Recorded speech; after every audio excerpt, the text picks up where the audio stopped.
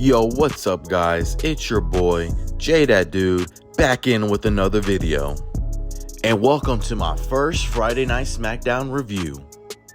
I have to say, this episode of Smackdown was really a decent episode of Smackdown. I mean, sure, there was a little bit of controversial things in the episode too as well, which we're going to talk about in a few. But overall, they had some really great matches and a lot of story development for this episode of Smackdown.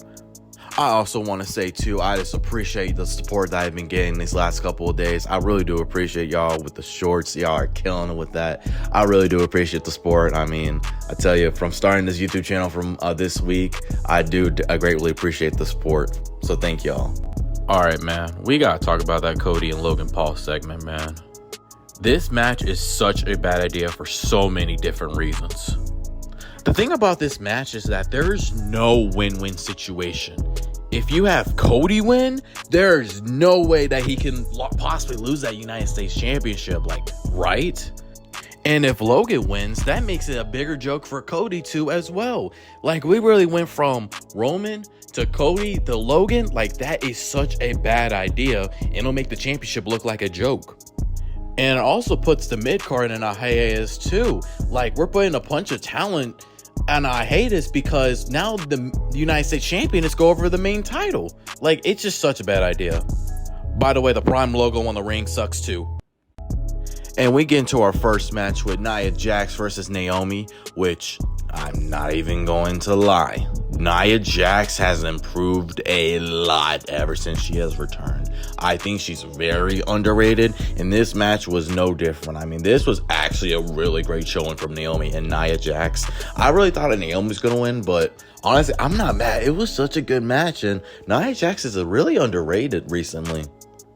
And then we got Baron Corbin versus Carmelo Hayes, and oh man, I tell you, that Baron Corbin don't change a bit. He is always just going to be a loser.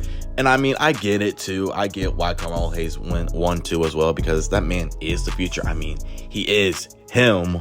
But I mean, you know, I just feel bad for Corbin sometimes, man, because like, bro really just cannot find anything to work. But I hope this is not like a stopping block for Baron Corbin. I hope everything goes well. For like Carmelo Hayes though, you know, he's the future. I definitely see why he would have won.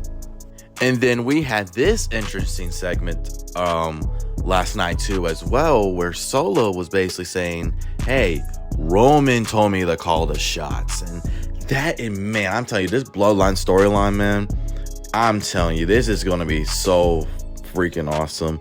Like, it just makes you question, like, it just makes you so anticipated when Roman comes back to see what really happens. And I tell you, they're doing a really, really good job. And I'm telling you, ever since, like, after WrestleMania with Solo, he's looked like such a big deal. And I'm telling you, man, that man's gonna be the face of something, man, because Solo, he has been performing great, man. And then we got Angelo Dawkins versus Tama Tonga, which, of course, the Bloodline cheat to make sure Tama Tonga won. Because, I mean, Tama Tonga only have, like 2 matches. But, I mean, he looks pretty good, though. He definitely takes some beatings and things like that. I mean, he looked pretty decent in this match. And, of course, you know, the Bloodline distracted Angelo Dawkins in order to pick up the win. And then we had Bianca Belair versus Candice LeRae. Who do you think won in that match? I mean, I don't know who would have won. Of course, it's going to be Bianca. I mean, duh.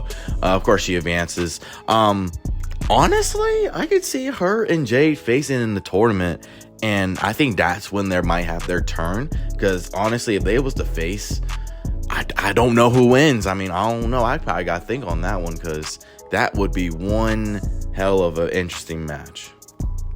And then we had this DIY segment where basically we're like, oh my god, yeah, we used to be this big deal in NXT, now we're on the main roster. I mean, it's been a few years now, and this is kind of like, they need to separate, like, now, especially Tommaso Ciampa. Like, he's just not serious to me. And John Gargano, he just fixed that oh yeah, the and Tommaso's like, it's really awkward in that role. I really hope they do split up, but at the same time, WWE kind of needs those tag teams too as well, but it's just these 2 individuals. It's kind of like, eh.